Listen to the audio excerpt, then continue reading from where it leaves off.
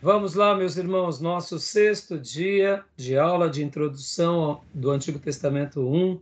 Já oramos. Graça e paz mais uma vez. Graça e paz. Amém. Muita alegria que a gente vai dar início aqui à nossa matéria de introdução, nosso sexto dia. E eu queria convidar os irmãos para que a gente pudesse ler aquele texto em Êxodo 3. Êxodo 3, uma passagem muito conhecida. Versículo 14. Quando Deus revela o seu nome para Moisés. Hoje a gente vai continuar e nós estaremos falando sobre o livro de Êxodo. Mas antes de irmos para os nossos slides, eu quero, como é praxe, gastar um minuto aqui com vocês. Quem achou essa porção, pode ler para nós. Essa é aquela passagem clássica e maravilhosa, quando Deus, falando com Moisés, Moisés pergunta para o Senhor: Senhor, eu irei, mas quando me perguntarem quem está me enviando, então Deus se revela para ele. E o próprio Deus disse: olha, eu não me revelei para Abraão mostrando esse nome, mas agora eu estou revelando para você e para o povo de Israel. E aí ele revela o nome. O que me chama a atenção do nome de Deus aqui é porque durante vários séculos eles seguiam o Eterno e não sabiam do nome do Eterno. Interessante, não? Eu poderia dizer que eles seguiam o Criador de todas as coisas, mas eles não tinham o nome do Criador. Eles seguiam o verdadeiro Deus, mas não sabiam qual era o nome dele. De fato, aqui, depois de alguns séculos, nós entendemos que depois de 4 séculos, depois de 400 anos, ou quase 500, se a gente somar com a vida dos patriarcas, então nós notamos que Deus se comunica e se revela pelo nome. E por que eu estou destacando isso, irmãos? Porque muitas vezes nós podemos até conhecer o nome, mas não saber quem é a pessoa. Abraão não sabia quem era o nome, mas conhecia a pessoa. Isaac, Jacó, José e os demais israelitas que vão para o Egito não sabiam qual era o nome do Eterno, mas conheciam aquela pessoa. Oravam para aquela pessoa toda poderosa, ou todo poderoso, no caso, onisciente, onipresente, o grande guerreiro. Eles não sabiam o nome, mas não significa que eles não conheciam a pessoa. Por que eu estou fazendo essa abertura e quero deixar esse texto para os irmãos? Porque fazer teologia é maravilhoso. Nós aprendemos o nome, ou pelo menos conhecemos o tetragrama, podemos não saber a pronúncia exata até hoje. Conhecemos não só esse nome, mas conhecemos os outros nomes também de Deus no Velho Testamento e no Novo Testamento. Nós conhecemos o grande nome do Deus encarnado, que é Jesus. Conhecemos a terceira pessoa da Trindade, ou seja, de nomes somos fartíssimos. De revelações dos nomes de Deus, somos, eu diria, felicíssimos e muito privilegiados por isso. Mas a grande pergunta que fica é: conhecer tudo isso é maravilhoso, porque ao saber do nome, o nome ele identifica aquela pessoa. Mas eu posso talvez ser alguém que conheça tanto o nome, mas não desfrute da pessoa. E fazer teologia, e fazer isso, o nome é uma identidade. E fazer teologia sem desfrutar da pessoa, eu diria que é uma das piores coisas de um teólogo ou de um cristão. Porque, como eu disse, Abraão, como Moisés, não conhecia direito sobre a terceira pessoa da Trindade, o Espírito Santo. Podem ver que eles têm uma noção. Nós conhecemos mais do que Moisés sobre esse tema. Verdade. O povo cristão conhece muito mais. Alguns profetas, quem sabe, conheceram mais do que Moisés sobre o tema da terceira pessoa da Trindade. Moisés não conhecia o Cristo. Ele tinha noção de que viria, mas ele não sabia quando viria, como seria, ou quem foi, e nem o nome do Cristo. Nós conhecemos. Mas a grande questão é, Moisés, ele caminhava com Deus, como Abraão. E conhecer o nome é um privilégio, mas andar com Deus é o maior de todos os privilégios. Que Deus nos ajude a caminharmos com Deus. E, se for do agrado dele, aprender também muitas riquezas teológicas, bíblicas, escriturísticas, cristocêntricas, para acrescentar nesse nosso crescimento, para que a pessoa dele fique cada dia mais bela, mais gloriosa na nossa vida, mais glorioso na nossa vida. Amém, meus irmãos? E vamos ler o texto. Quem achou pode ler para nós, 3:14.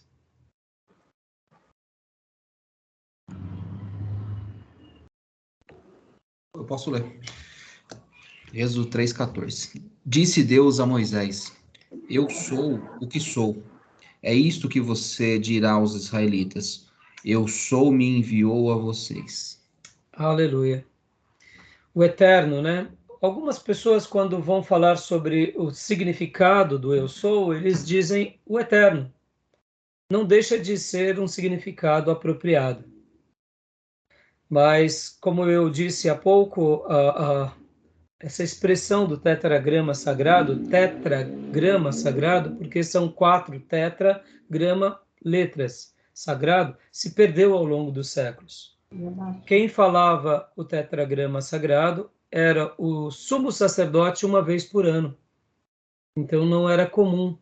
E Deus permitiu, eu particularmente acredito que se permitiu que se perdesse a dicção do nome, porque no futuro próximo, no caso, né, 1500 anos depois, é claro que eu não tenho conhecimento da data em que se perde, de fato, mas eu deduzo que esse fato deve ter acontecido um pouquinho antes do cativeiro babilônio e depois. Mas um fato é, alguns séculos antes do Novo Testamento, esse nome se perdeu e na história da igreja também se perdeu. Eu particularmente não sei, talvez um estudo judaico possa determinar até quando se falava, até quando sabia-se a dicção correta. Eu já te dou a palavra, irmão Júnior. Mas o que eu ia falar é o seguinte, nós falamos Yahvé, Jeová, né? Javé, mas os judeus, eles não falam o nome. Até hoje, os judeus, eles não, quando eles vão citar o nome de Deus, eles não falam Jeová. Então, eles falam o nome. O nome. E o professor Fabiano está aqui, né, Fabiano? Então, como que é a dicção do que os judeus dizem quando eles vão citar sobre o nome de Deus? Porque eles usam a expressão nome em hebraico. Então, quando eles querem dizer Deus, Jeová, eles usam... Pode falar, Fabiano? Eles usam Hashem. Nome Hashem. Hashem. O nome. Amém? Pode falar, Fabiano. É verdade. E essa expressão que Deus fala aqui em Êxodo 3:14 é Ehier Asher Ehier, que denota que o nome ele tem a ver com a essência de Deus. E tem até uma curiosidade, se o senhor me permite, pastor. Pode falar. O pessoal antigo... Desculpa, Júnior, eu já te dou o espaço. Pessoal, dizem que antigamente as culturas que ela tinha o conhecimento sobre o Deus daquela tribo, daquele povo, quando você conhecia o nome desse Deus, logo você tinha o controle desse Deus. Aí então, eu estou lendo aqui o livro de Teologia do Antigo Testamento. Ele dá um esclarecimento bem bacana acerca disso. Aí então ele fala assim que Deus ele prefere não falar seu nome para Jacó e nem para Manoá. Vocês já ouviram falar sobre isso? Eu achei bem interessante esse termo, É um porque assunto. quando se trata do nome sagrado de Deus, é algo que é extraordinário. A pessoa ela tinha aquele receio de falar, de pronunciar, de ser fulminado mesmo, porque é o nome sagrado de Deus. E Aí, como até o senhor bem disse, ele foi até esquecido, né? e Com também o um outro cativeiro e etc. um outro fator determinante também é que entrou como um dos mandamentos, né? Não falar o nome do Senhor Uhum. teu Deus em vão. Então, Por essa razão exatamente. também havia o zelo. Mas, joia pelo acréscimo. Júnior, pode fazer sua pergunta, Júnior? Bom, eu queria te perguntar, eu estava vendo aquela moça lá, Israel com a Aline, e ela disse sobre esse versículo aqui de Êxodo, ela falou que está escrito errado, dizer eu sou o que sou. Ela disse que na Torá, o verbo ser, aqui nesse texto, não é, não é verbalizado no presente. A ação do verbo só é no passado e no futuro. Então, ela diz que o correto é ser. Deus revelou, eu serei o que serei. Então, essa é uma discussão muito interessante, que Por isso que eles chamam de o eterno. é, Desculpe, é por isso que eles o chamam de o eterno. por isso que eles o chamam de o eterno. Agora, essa Desculpa, discussão, pastor. Júnior, também foi nada. A gente vai trabalhar para aqueles que forem fazer a língua hebraica, porque no hebraico, ah, o verbo, o verbo no presente, o eu sou, era também só conjugado na pessoa de Deus e mais ninguém. Nós, no português, usamos o eu sou com frequência. Por isso que quando a gente faz uma certa correspondência até com Deus, o eu sou o que sou, para nós não tem um significado muito claro. Porque, eu sou pedreiro, eu sou pintor, eu sou um empresário, eu sou um advogado, eu sou um pastor. Nós usamos o verbo ser na primeira pessoa. Já na língua hebraica, essa expressão no presente é só para Deus, que dá essa ideia de ser absoluto, que não tem começo, meio e fim. Por isso que a questão de chamá-lo de eterno, para nós, representa com muito mais significado. Agora, é claro, os assuntos são longos e aí não é entrar na nossa pauta, né? Bem, Mas assim é muito interessante e eu quis hoje ler com vocês, porque de fato hoje a gente vai trabalhar no livro de Êxodo e na semana passada nós trabalhamos, né, no livro de Gênesis e falamos bastante sobre o livro de Gênesis, foi, eu diria, bem produtivo. Nós trabalhamos bastante sobre o material, comentamos um pouco já nas aulas anteriores sobre a questão da escola eloísta e javista, da autoria, de uma autoria dupla, de ser outras pessoas que escreveram Gênesis, mas nós temos como consenso e conservamos que, de fato, o escritor de Gênesis foi Moisés. Lá não está escrito, de fato,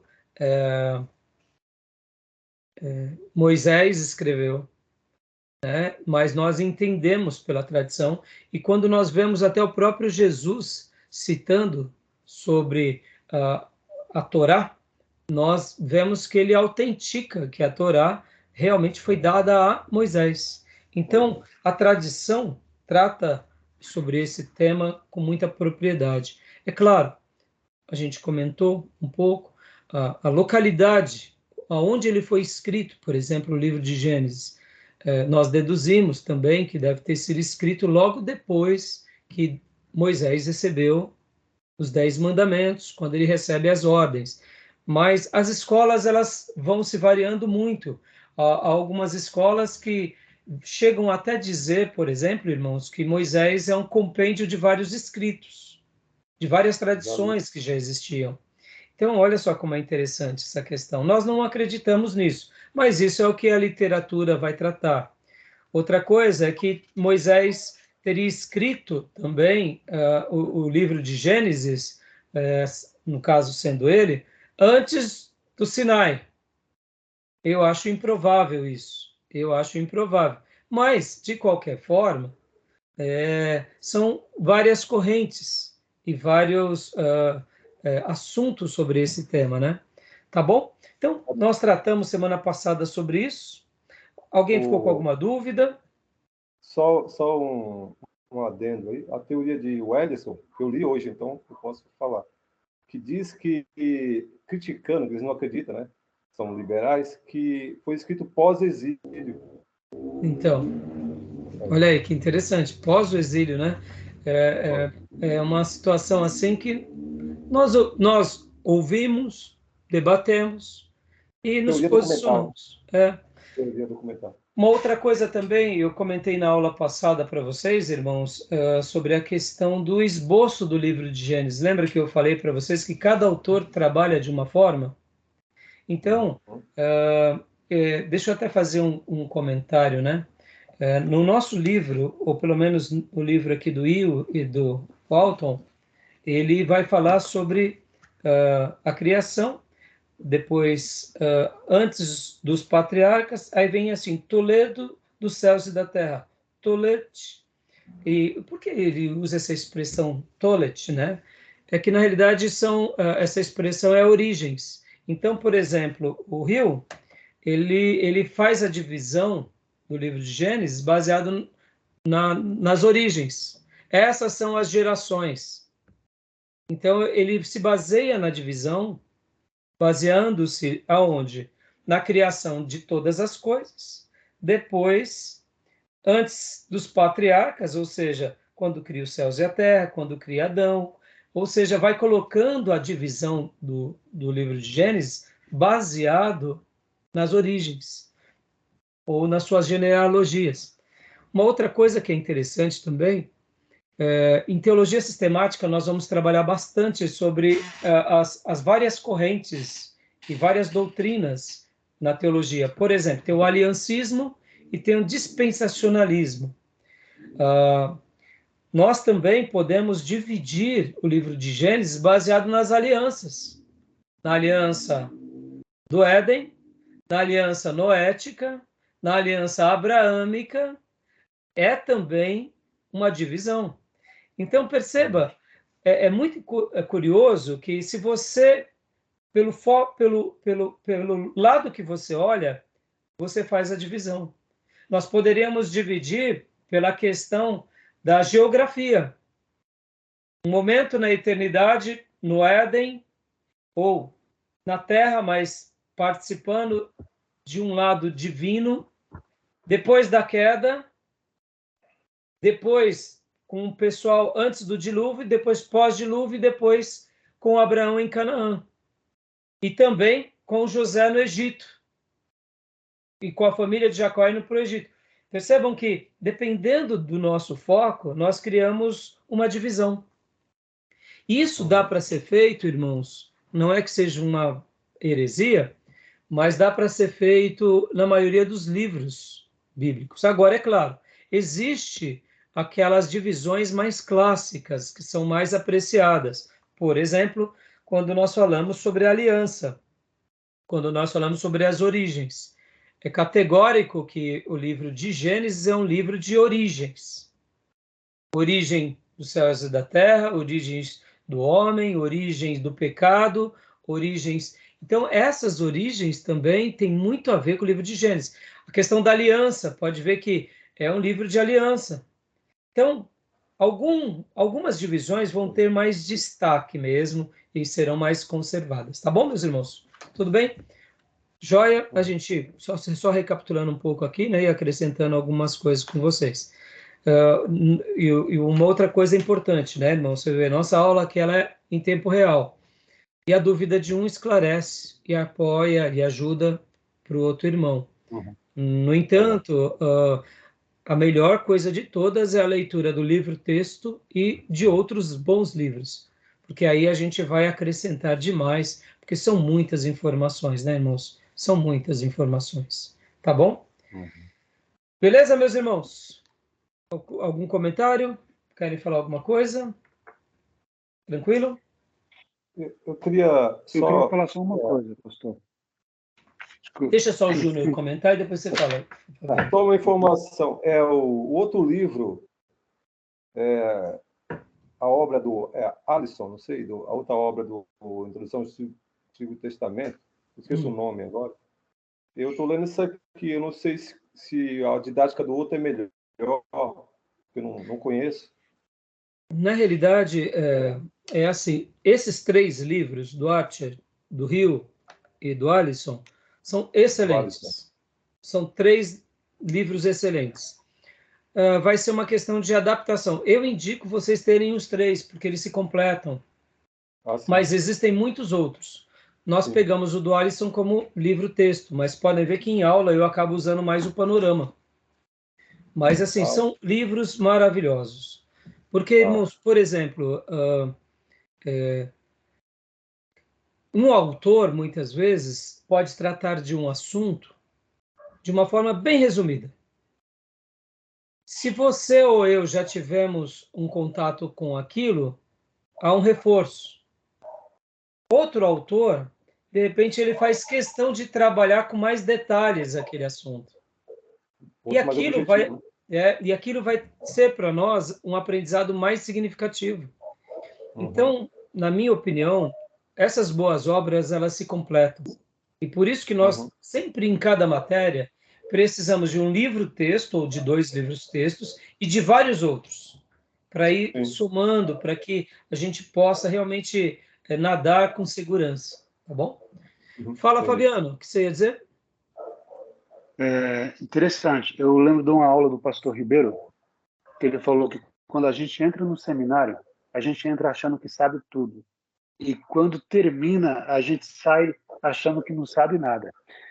E o fato é que muitos dessas críticas dos liberais, tal, críticas que na verdade não são construtivas, são pessoas que elas são heréticas. Essas pessoas elas não têm um viés cristão, elas têm um viés mundano.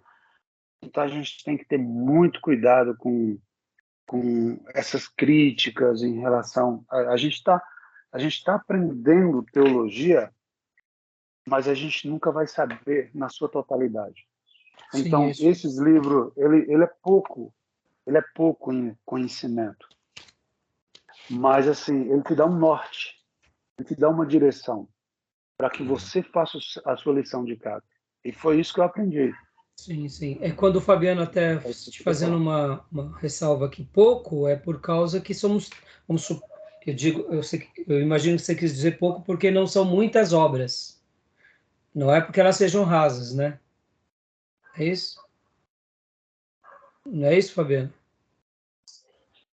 Sim, com certeza, pastor. Eu falei pouco no sentido assim de que as obras são abrangentes, são muitas coisas. Sim, exatamente. E no seminário não vai dar para a gente ver tudo que a gente gostaria de ter. Exatamente. Por isso que nessa... eu só fiz essa ressalva, porque como estamos gravando a aula, pode parecer que os livros-textos que utilizamos são poucos, no sentido de fracos, né? Mas não, é poucos no sentido de... porque não dá tempo de utilizarmos mais, mas eles são profundos. Tanto é que escolhemos os livros clássicos. Tá bom, meus irmãos? Então vamos lá para o Êxodo, meus irmãos. Vamos aqui compartilhar o slide. Eu lembro que nós começamos aqui a matéria. Nós estamos utilizando aqui o próprio slide que o professor Fabiano que criou para nós, né? Já falamos um pouco sobre o nome, Shemot, Êxodos, Shemot no hebraico, Êxodo no grego, saída ou partida, né? Que são estes, pois, os nomes, e no caso, no original, Shemot seria os nomes, né? E a gente sabe o quanto o judeu, ele coloca, a gente já mencionou sobre isso, o nome do livro diferente dos nossos, né? E falamos sobre a autoria, tirado das águas, o tema do livro é redenção e organização de Israel como povo da aliança, data que foi escrito, trabalhamos sobre essa questão, possivelmente 1440 a.C., e a saída, a partida do Êxodo 1445 a.C. Falamos um pouco sobre os principais eventos do livro, abrangendo tanto esse lado histórico quanto teológico. Falamos sobre a saída, e eu lembro que nós tínhamos parado aqui, não é? A divisão do livro. Mas eu gostaria de ler novamente essa parte, né? Os principais eventos do livro. O livro do Êxodo narra o evento mais marcante, tanto no sentido histórico quanto teológico. Esse evento foi a saída dos hebreus da servidão do Egito. As principais personagens da história do Êxodo, saída, foram Moisés e Arão. Toda a história envolve os livros de Êxodo, Levítico, Números e Deuteronômio. Uma coisa interessante, irmãos, é que esse livro ele abrange uma média de uma história de 85 anos, pelo menos. Se nós pegarmos que toda a história envolve esses livros, são os 40 anos do deserto, mas o livro ele trata até um pouco antes, ele dá uma pincelada no nascimento, fala como foi o nascimento de Moisés, mas logo na sequência, no capítulo de número 3, Moisés já está lá no deserto de Midian, e ali é o momento da sarça. Então, nós pegamos, em tese, um pouco antes dele ter 80 anos e vamos até o final da sua vida. Então, por isso que se diz que ele envolve um período de 80 e poucos anos. E ele contém, na realidade, os outros 3 livros, né? Levítico, Números e Deuteronômio, tudo está envolvido neles. Êxodo vai narrar a chamada de Moisés, a libertação e a entrega da lei, a construção e a consagração do tabernáculo. Levítico trata dos ofícios sacerdotais e levíticos, sacrifícios e datas sagradas e outras leis. Números descreve grande parte da viagem pelo deserto, as murmurações, revoltas e a preparação para a entrada em Canaã. E Deuteronômio, como nós já falamos, né, a segunda apresentação da lei, ou a segunda forma de estar tratando do assunto da lei de novo, contém os discursos de Moisés antes de entrar em Canaã. O livro também discorre sobre a bênção e a maldição e a morte de Moisés. É claro que, se Moisés morreu, é óbvio que ele não escreveu essa porção. Essa porção, possivelmente, foi escrita por Josué, o seu imediato. Divisão do livro. O livro é dividido em 4 partes: a libertação dos hebreus, a viagem até o Monte Sinai, o acordo de Deus feito com seu povo no Monte Sinai, a entrega das leis morais, civis e religiosas, a construção do tabernáculo, o lugar de adoração para o povo de Israel e as leis acerca do sacerdócio e da adoração a Deus. Aqui no livro do Hill e do Alton, aqui ele fala conceitos básicos do livro de Êxodo. E ele trata que o livro de Êxodo tem como conceitos básicos a supremacia de Javé, ou de Jeová, sobre divindades pagãs. A lei mosaica como constituição religiosa e social para Israel. O Êxodo como acontecimento da redenção do Israel antigo. E a presença de Deus simbolizada pelo tabernáculo.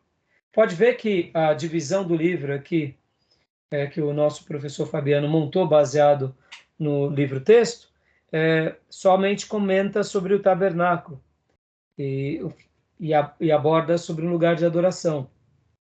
Mas se nós pudéssemos destacar, esse assunto do tabernáculo ele é de muita relevância, porque ele vai marcar a presença de Deus entre o povo de uma forma muito contundente.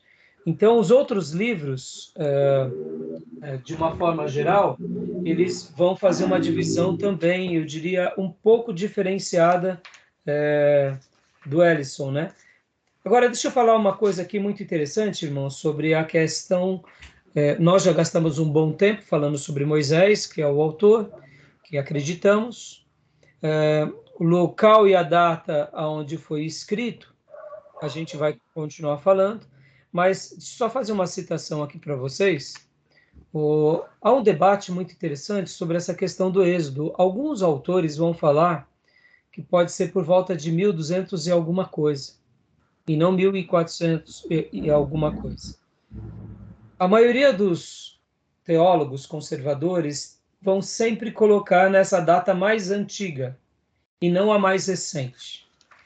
E essa data de 1200 e pouco acaba tendo um pouco de força por causa daquela citação do Gênesis que fala sobre os templos de Ramsés.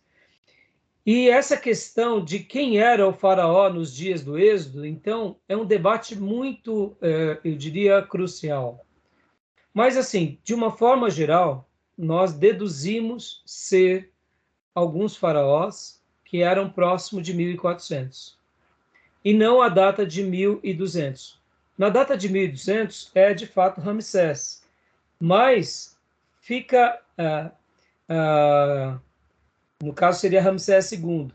Então, só para, se vocês verem alguma coisa nesse sentido, fiquem bem a par dessa situação, tá bom? Beleza até aí? Tudo bem?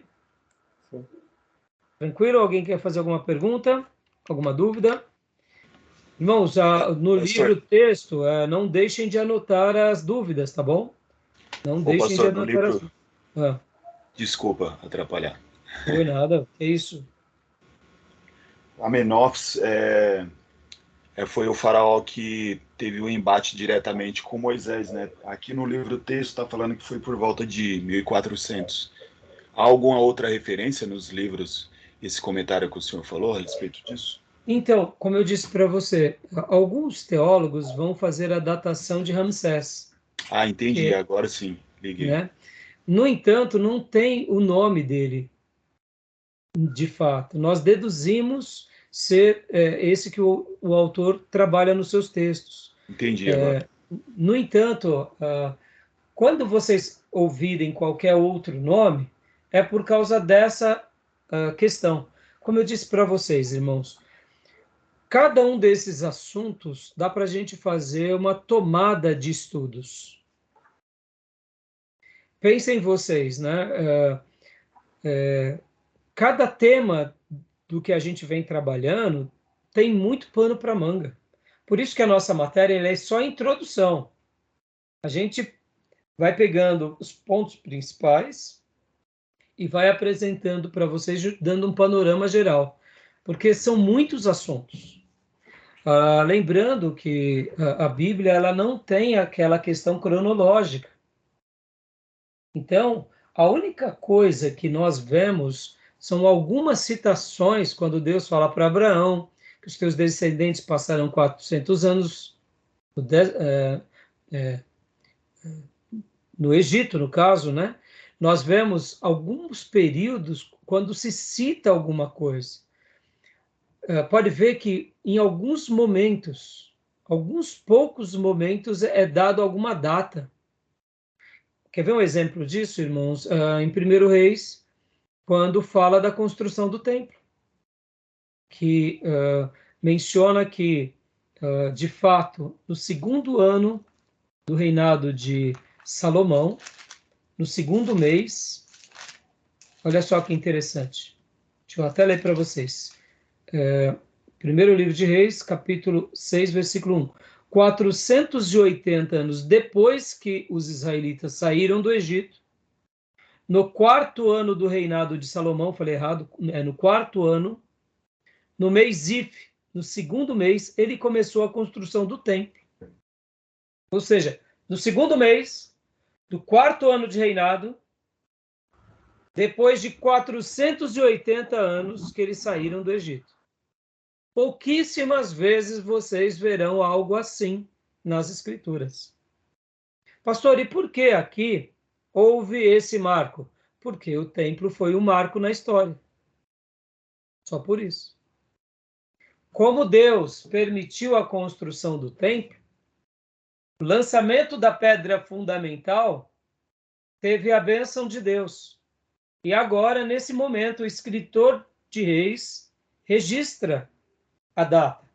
Mas ele registra não no calendário mundial, porque não tinha, mas no calendário da história do povo. E qual tinha sido o grande acontecimento que marcou o regresso?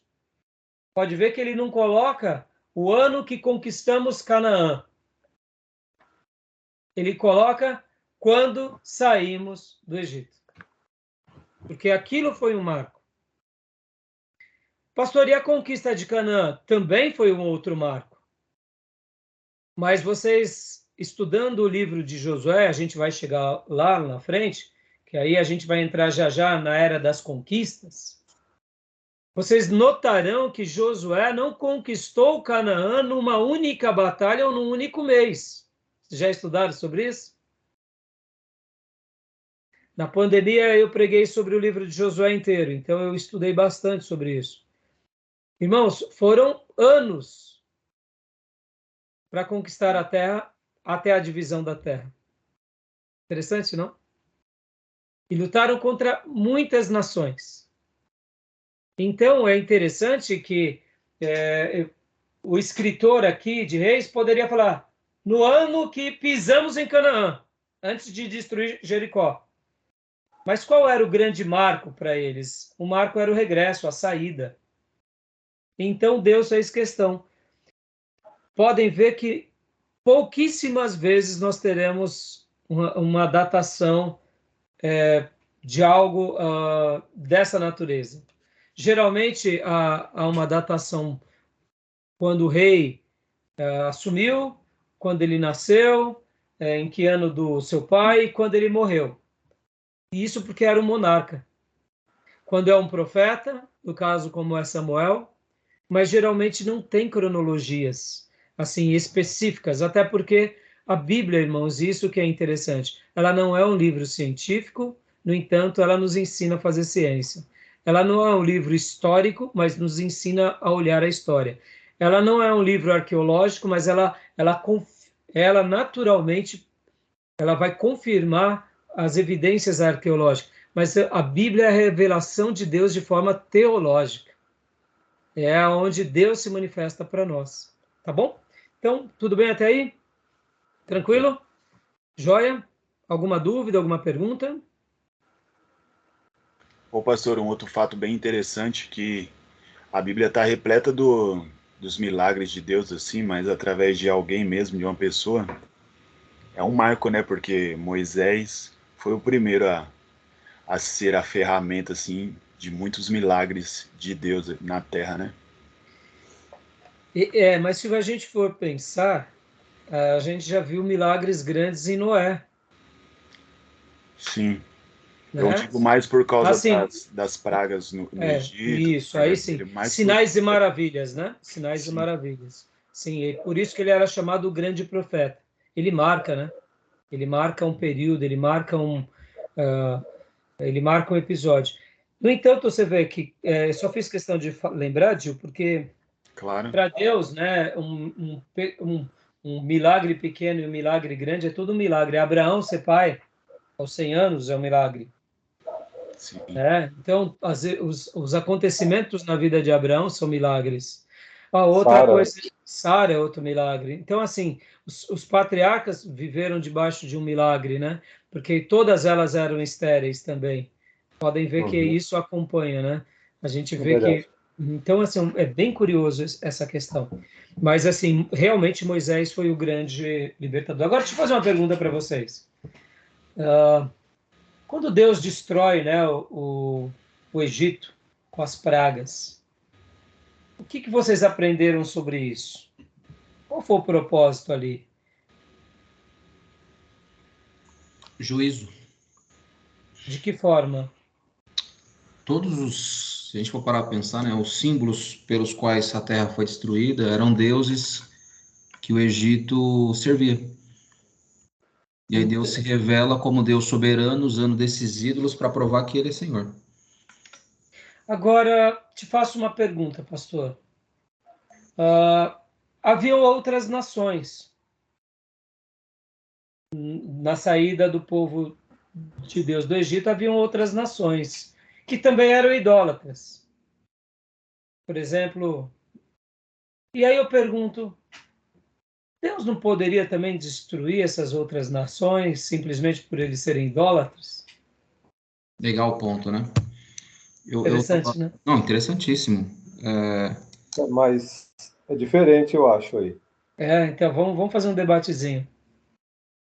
Pode falar, O que eu Diego. acredito que Deus fez ali é provar também da sua misericórdia. Ao passo que ele demonstra juízo, ele também se revela como um Deus misericordioso.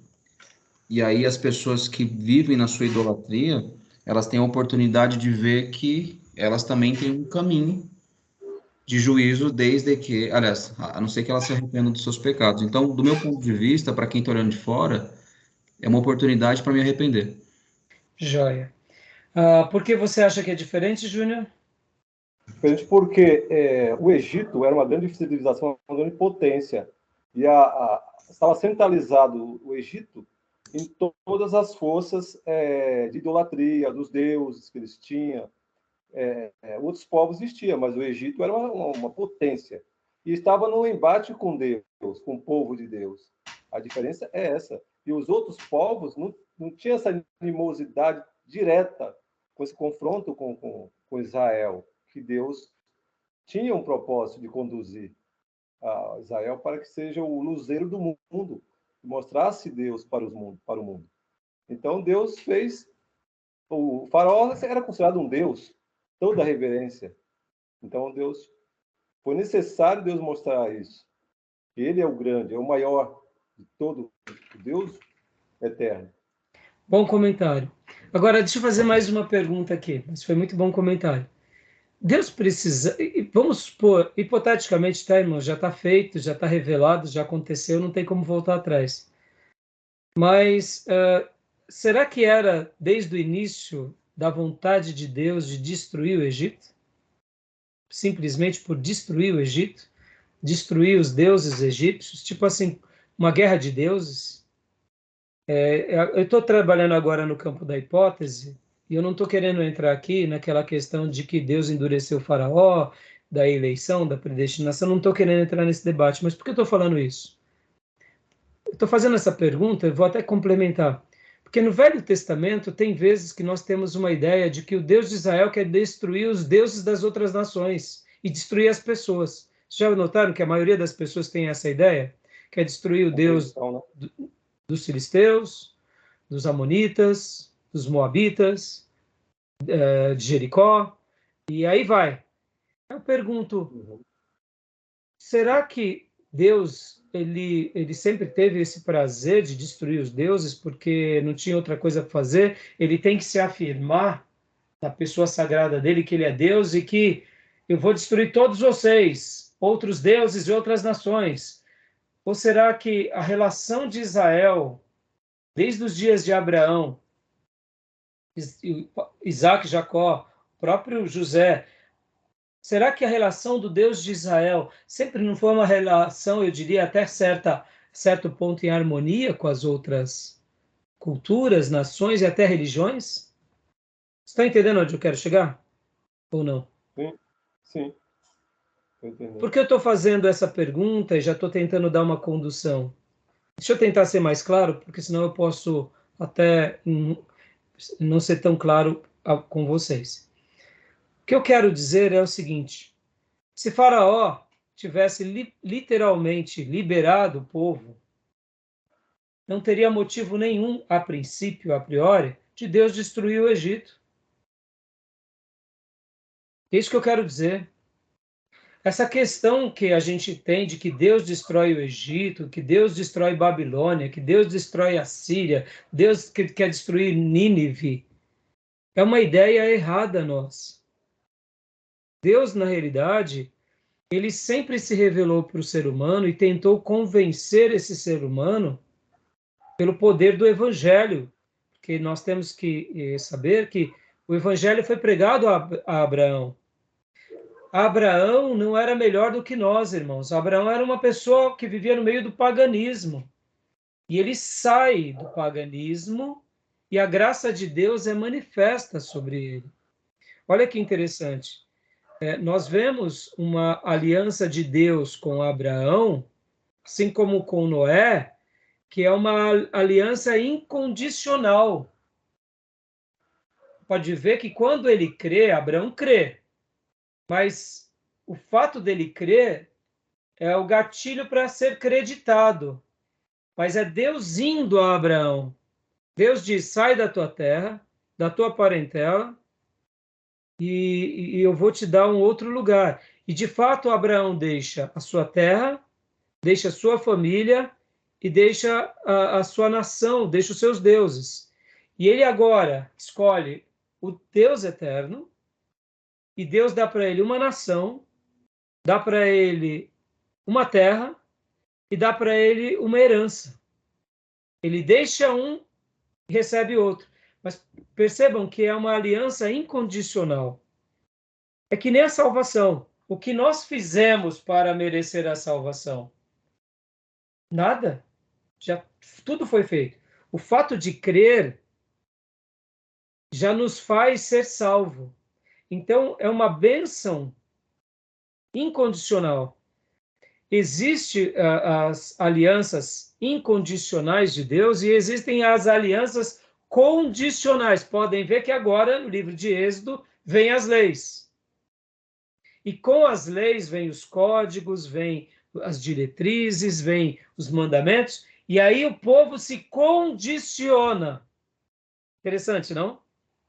Então, por que eu estou falando tudo isso, irmãos? Porque, na realidade, é claro, eu estou aqui trabalhando no campo da hipótese, tá? Deus não precisaria ter destruído o Egito.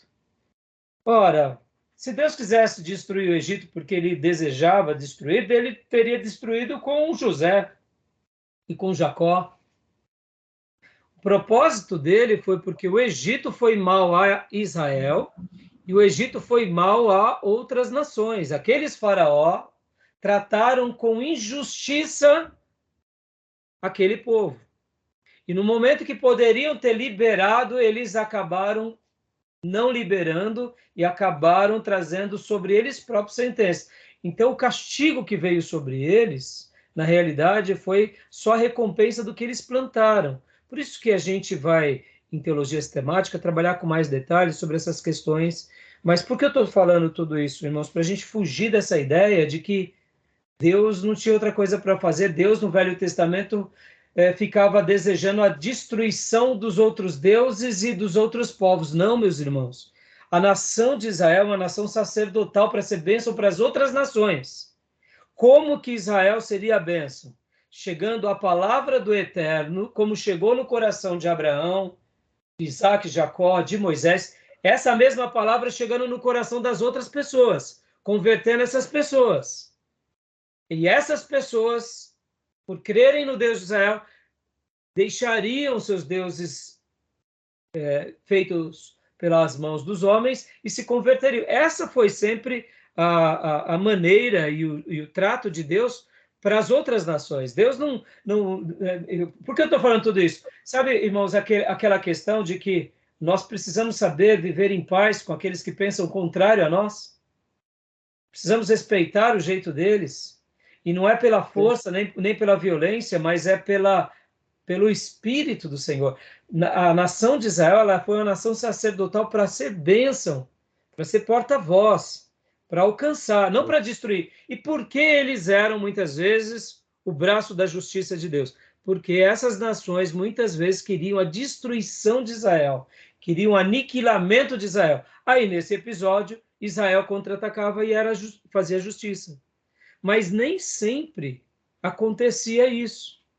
Porque muitas vezes a nação, quando ela estava sendo punida, e ela sabia que era por Deus, do jeito deles, eles aceitavam e se rendiam ao Deus de Israel. Poderiam nem se converter, mas eles cultuavam o Deus de Israel, dizendo, o Deus de Israel é Deus sobre os deuses. Quer ver um exemplo disso para a gente prosseguir nos slides? Com a arca entre os filisteus. Os 5 governantes filisteus e as 5 cidades dos filisteus. O que aconteceu com os filisteus? Lembram? Vieram as pragas, os tumores, eles se reúnem, chamam os seus sacerdotes, chamam os seus magos e falam, o que a gente vai fazer? Aí eles comentam, não sejamos duro como foram os egípcios, que Deus os destruiu. Antes, vamos devolver a arca e vamos mandar um presente. Vamos mandar 5 presentes representando 5 líderes e mais outros 5 presentes representando os tumores das 5 cidades. E vamos colocar aqui, vamos ver se o Deus, de fato, de Israel leva essa arca. E aconteceu. Olha só, os filisteus demonstraram humildade. Se os egípcios tivessem demonstrado humildade, possivelmente o desfecho seria outro. Não seria aquele. Sim. Entenderam? Estão entendendo onde eu Sim. quero chegar? Ficou claro, Sim. irmãos? Por isso que naquele contexto era necessário Deus agisse. Naquele contexto. Exatamente. Mostrar a grandeza dele. Mostrar que ele é a grandeza do Senhor. Como Jesus veio. Os milagres de Jesus mostravam que ele era o Messias. Exatamente. Então, eu fiz essa pergunta e já dei a resposta para mostrar para vocês que muitas coisas, é claro, irmãos, tinha que ser assim. Aquela questão que Deus endurece é assim mesmo, a gente acredita nisso porque Deus tem um propósito, Ele quer mostrar a glória dele, Ele faz o que Ele quer. Não estou negando a veracidade das Escrituras nesses pontos e nem mesmo nessas doutrinas. No entanto, eu só fiz questão para que a gente possa entender um pouquinho esse pano de fundo e eu quis explicar isso para vocês para acrescentar um pouco mais, tá bom? Vamos prosseguir aqui. Êxodo, né? Revela o nome de Deus, se apresenta como o Deus dos patriarcas, Êxodo 3:6, aquele que ouviu o clamor do povo, Êxodo 3:7-9, aquele que tem o nome, Êxodo 3:14. Aspectos notáveis do Deus no Êxodo. É Deus quem escolhe. Esse texto é muito lindo. Pode ler para nós, pastor Johnny? Vamos lá. É Deus quem escolhe, porque povo santo és ao Senhor teu Deus. O Senhor teu Deus te escolheu para que lhe fosses o seu povo especial de todos os povos que há sobre a terra. Deuteronômio 7:6. Agora, como que Deus vai salvar esses outros povos se Deus vai destruir os povos? Não tem sentido. Deus escolhe Israel para ser um povo especial, para ser bênção às outras nações, para que por meio da mensagem do amor, da redenção, da revelação, eles se aproximem. E é assim que Deus vai se comunicando no Velho Testamento. Por essa razão, também Deus vai permitir a construção do templo. Porque enquanto Israel estava peregrinando, Deus se manifestava de forma móvel pelo tabernáculo.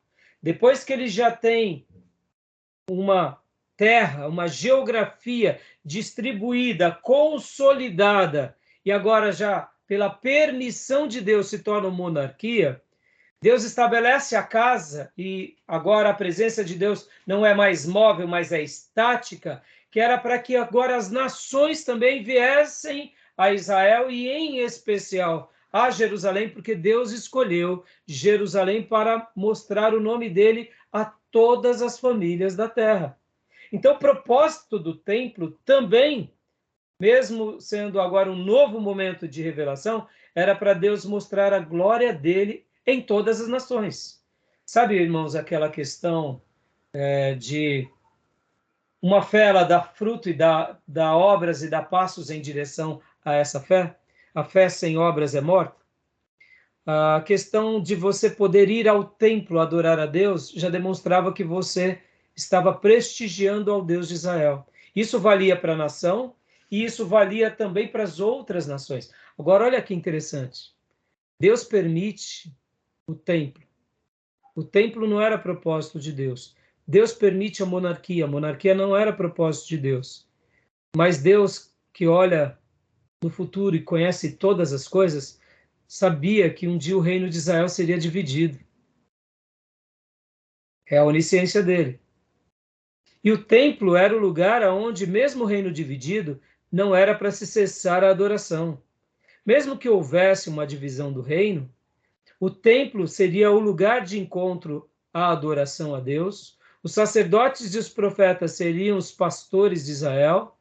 E mesmo com o reino dividido, era para que eles vivessem em harmonia. Ah, pastor, mas peraí, se dividiu. Ora, teve épocas que o rei de Judá não se aliou com o Egito?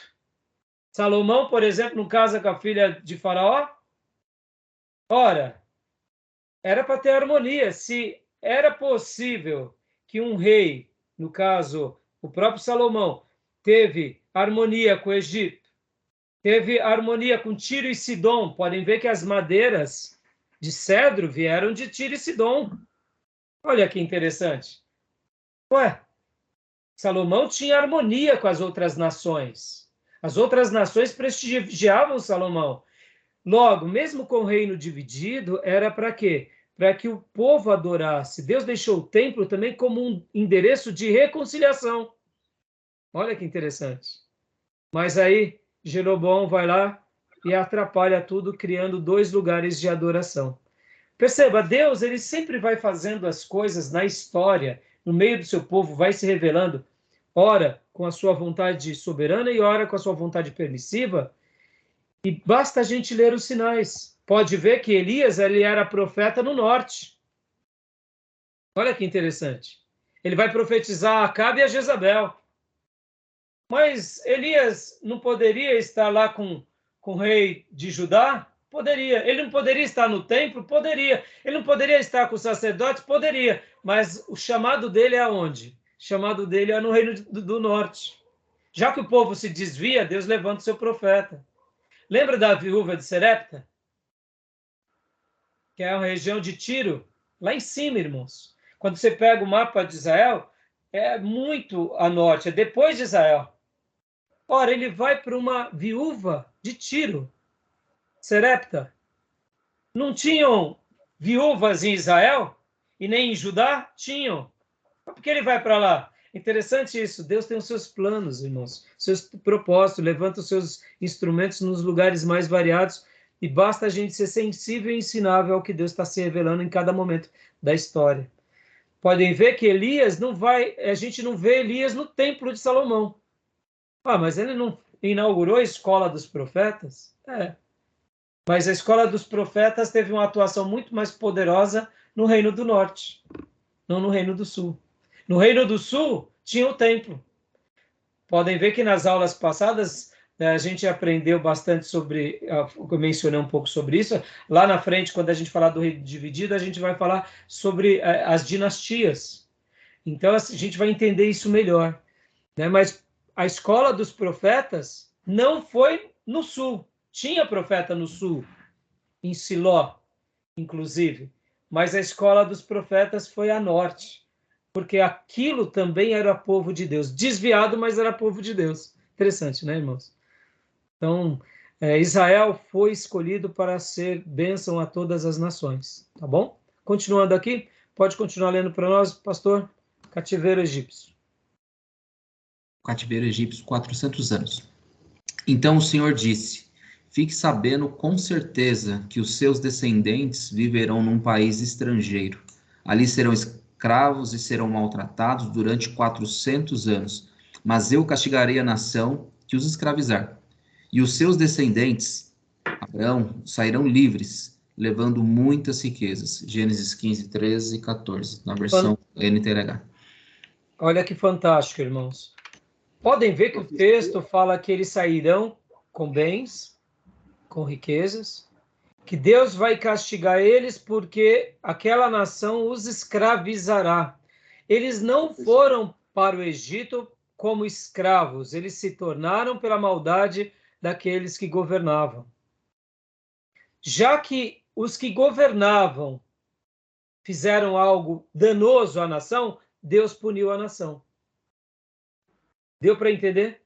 Deus não pune simplesmente porque é uma nação idólatra, irmãos. Deus pune aquela nação quando aquela nação comete maldades àquele povo, ou aquele Deus é um Deus maldoso com aquelas pessoas, ou aquele Deus causa maldades e injustiça com outros povos, inclusive com o povo de Deus. É aí a hora que Deus atua.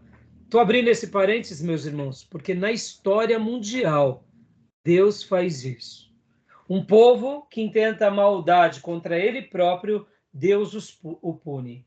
Um povo que tenta maldade contra outra nação, quem pune é Deus. Indiferente de quem seja esse reino, essa nação. Quanto mais no Velho Testamento, quando alguém se levantava contra o Deus de Israel. Pode ver que Deus profetiza. Eles vão passar muitos anos, 400 anos. E lá eles se tornarão escravos. Ninguém se torna escravo porque quis. Eu estou com vontade de virar escravo, que agora é moda. Né? Não existe isso. Não existe isso. Todo mundo quer ser livre, quer ter as suas posses. Então é interessante isso, né, irmãos? Tá bom? Embora José foi como escravo, né? Então, mas você pode ver que de escravo ao padrão, né? Ele se torna governador. Quer legado melhor que esse, né? Mas ali foi uma escravidão também pela maldade de seus irmãos, né? Sim. Pastor, continuando. Pois não, pode falar. Só uma dúvida que me surge aqui agora. O fato de Faraó, né, o povo egípcio maltratar o povo de Deus, faz com que Deus empregue juízo. Mas o irmão Júnior trouxe uma informação anteriormente que me chamou muita atenção, e eu lembrei do texto de Êxodo, capítulo 5, verso 2. Quando Moisés chega para Faraó com a fala de Deus, deixa meu povo ir, no verso 2, a fala do Faraó é uma fala até de, tipo assim, quem é Deus? E aí entra o que o irmão Júnior falou, né? Faraó se via como uma divindade. Divindade sou eu, quem é Deus diante disso? Exato, obrigado. Não há um confronto ali? Sim, e aí eu uso, inclusive, a fala de Isaías, né? Eu sou o Senhor e a minha glória não darei a outro. Então, exatamente. ao passo que ele confronta, Deus, obviamente, ele também está maltratando o povo. E assim, quem é Faraó diante de Deus, né? Convenhamos. Sim, Mas sim, parece perfeito. que também se coloca diante de Deus como Senhor. Sim. Foi muito precisa a sua avaliação, citando o comentário do Júnior, porque de fato é isso mesmo. Pode ver que ali Faraó, ele se considera Deus e ele age com soberba, com desdém, com desprezo, como o Júnior mencionou, diante de quem? De uma outra nação, que um dia foi útil para eles. Porque assim, irmãos, sabe aquela questão? Eu apago a história, não importa o que vocês fizeram para mim no passado, não importa, agora eu me ponho sobre o domínio sobre vocês no presente. O que os seus antepassados fizeram que foi útil a nós, não importa. Então, exatamente, a postura de Faraó foi com arrogância, foi com presunção, foi com orgulho. Pode ver que em todos os episódios, a maneira em que Moisés vai se comunicar com ele, deixa o meu povo ir para adorar no deserto. O que Moisés estava querendo dizer, olha, e um dado muito interessante aqui da antiguidade, irmãos, que era o direito do forasteiro, do imigrante. Uma outra nação na antiguidade, ele era respeitado naquela nação, por causa dos seus costumes. Ninguém podia entrar com mão de ferro e dominar sobre o outro. Então havia esse respeito, essa mutualidade. Em algum momento, o Egito perdeu isso com os hebreus. E os hebreus, de contrapartida, tentaram mudar esse quadro. Pode ver que até o próprio Moisés mata um egípcio e comete um delito. Por isso que ele foge. No entanto, você vê que os egípcios também, naquele momento de glória, de poder, de supremacia, atuou com arrogância mesmo contra Deus e contra a dignidade das pessoas. Porque a gente tem que lembrar também do que nós aprendemos em geografia, que o Egito, eles eram muito estudados. Eles sabiam que não podiam agir assim, sendo injusto com os outros. Tratando uma outra nação, que foi uma nação útil, colocando agora um jugo pesado simplesmente pelo medo, porque eles cresceram muito e agora eram uma ameaça. Eles teriam outros caminhos, mas eles usaram do oportunismo e oprimiram aquele povo porque foi cômodo para eles. Então, de fato, é isso mesmo. Então, quando Deus, de fato, os pune, ele os pune por causa dessa construção mesmo errada e vaidosa e arrogante que eles plantaram para eles mesmos. Por isso que eu fiz o comentário há pouco, dizendo que até hoje, uma nação que toma proveito de outras nações, Deus vai acertar as contas. Isso acontece, inclusive, entre nós. Eu, como pastor, não posso pegar as minhas ovelhas e oprimir as minhas ovelhas. No momento que eu faço isso, eu estou sendo um tirano e não um líder. Porque o pastor, ele ama as ovelhas. O assalariado, ele explora as ovelhas. Olha como é forte isso. Isso acontece na igreja, isso acontece na vida. Pode ver que no Novo Testamento a gente vai ver uma relação muito grande. Vocês que são patrões e senhores, tratem bem os seus empregados ou escravos. Pode ver que até mesmo o salário tem que ser digno, a maneira em que você lidera tem que ser uma liderança em amor. Esses valores que foram afirmados no Novo Testamento, eles estão sendo afirmados em todo o Velho Testamento. Pode ver que José do Egito teve todo o poder de usurpar várias pessoas no Egito e não fez. Ele poderia mandar matar Potifar e a esposa de Potifar. Ele poderia dar uma surra lá no padeiro, que esqueceu dele durante 2 anos. Ele poderia fazer muita coisa, inclusive com a família dele, ele não fez. Por quê? Porque ele usa dos princípios éticos e morais de uma humanidade elevada, que é o amor e o respeito. Ora, mas ele não conhecia a lei nem a graça, mas perceba, a humanidade está no coração do homem quando ele é humano. E quando ele não é humano, ele se torna um bicho. Pode ver que logo depois que Deus cria Adão e Eva e dá 2 filhos, um filho vira bicho e o outro não. Ele mata o irmão, afronta Deus, vira as costas, constrói uma cidade, faz pouco caso de Deus. Ou seja, a história se repete. Pessoas se tornam seres humanos melhores, grupos sociais se tornam grupos sociais melhores, nações se tornam nações melhores, ou o inverso. E se nós nos mantivermos naquilo que realmente agrada a Deus, nós colhemos os frutos. E se nós também nos mantivermos de forma errada, pagamos um preço.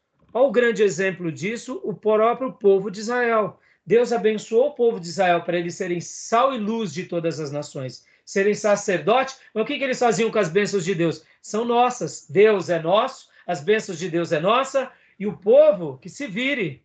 E o que Deus fez? Deus castigou o próprio povo de Israel. Interessante. Então a gente vê que nas medidas sagradas, Deus que exercita o seu juízo, assim como o seu amor. E a história só vai se repetindo e a gente só vai aprendendo, né?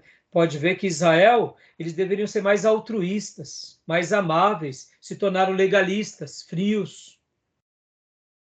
Pode ver que Davi era uma pessoa que amava.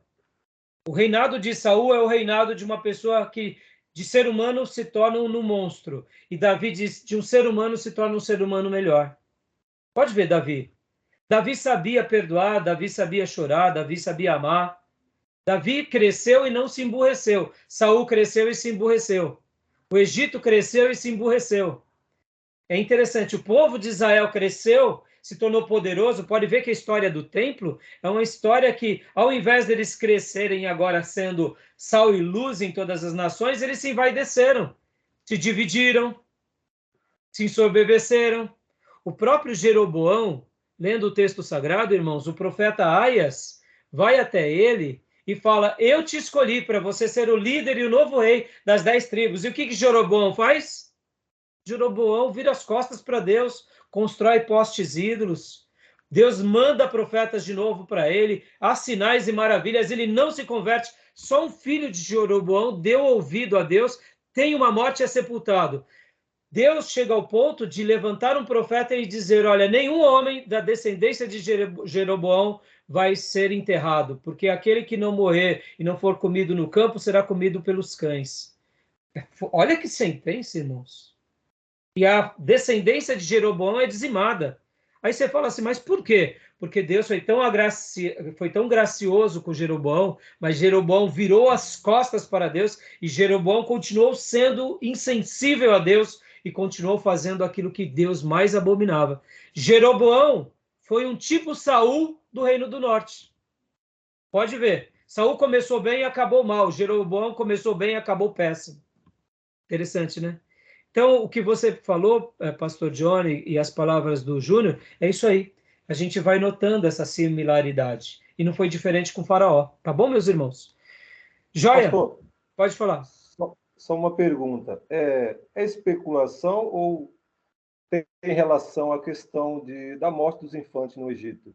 Havia mesmo uma especulação lá em Goshen, dizendo, olha, vai vir um libertador, esperamos um libertador. Isso chegou a Faraó, porque em decorrência disso, houve a morte dos infantes. Então, Porque isso acontece também no Novo, né? No Novo Com Testamento. Herodes. O que acontece? Boa pergunta. Mais alguma coisa? Não, só isso. Então, a morte dos infantes é muito interessante, Júnior, porque o que acontece? Nós não temos, assim, claramente uma profecia dizendo que viria o Salvador. Nós não temos.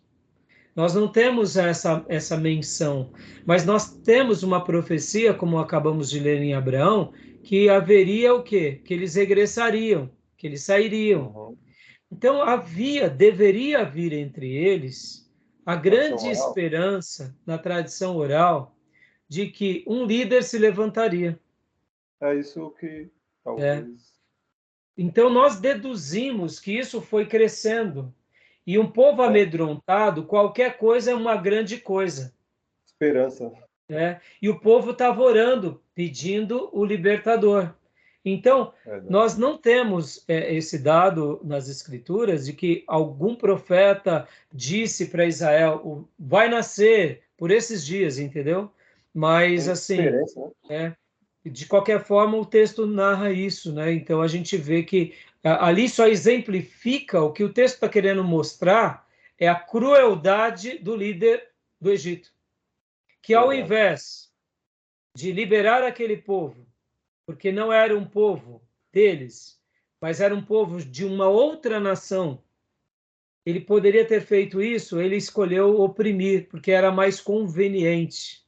É o que acontece com os ricos. Muitas vezes os ricos podem fazer algo, um plano de ação, ou entre os poderosos, aqueles que têm o poder na nação, que são os políticos. Eles podem fazer um projeto a longo prazo, eles pensam o quê? Não, eu vou fazer para o meu governo. Não quero fazer algo para dar honra aos outros governos. É a vaidade humana, né? Tá bom? Vamos lá, então? Vamos lá. Pode ler para nós, Júnior? A dureza, aspectos notáveis do Deus do Êxodo. Aspecto notável de Deus no Êxodo. A dureza do coração do faraó. Qual foi o principal motivo do endurecimento do coração do faraó? O que está em jogo é a perda de uma grande quantidade de escravos, que contribuía com o poder econômico e força. Tanto é que ele autoriza Moisés a levar o povo para adorar a Deus, porém sem deixar o Egito. O desejo, a obsessão pelo poder é o motivo do endurecimento do coração do faraó. Vocês vão notar que nos textos bíblicos ele libera também de forma condicional. Vão os homens, ficam as mulheres e crianças. Ou seja, ele fragmenta a família. Na realidade, essa questão da ganância, né, sempre esteve no coração dos homens. Meus irmãos, eu até passei hoje aqui um pouco a mais do que o comum. Eu vou parar a gravação aqui, eu não percebi. Já faz 1h13, eu costumo parar por volta de 1 hora. Tá bom? Podemos dar uma pausa agora? Alguma dúvida, alguma pergunta? Não. Não? Então vamos lá, dar a pausa agora.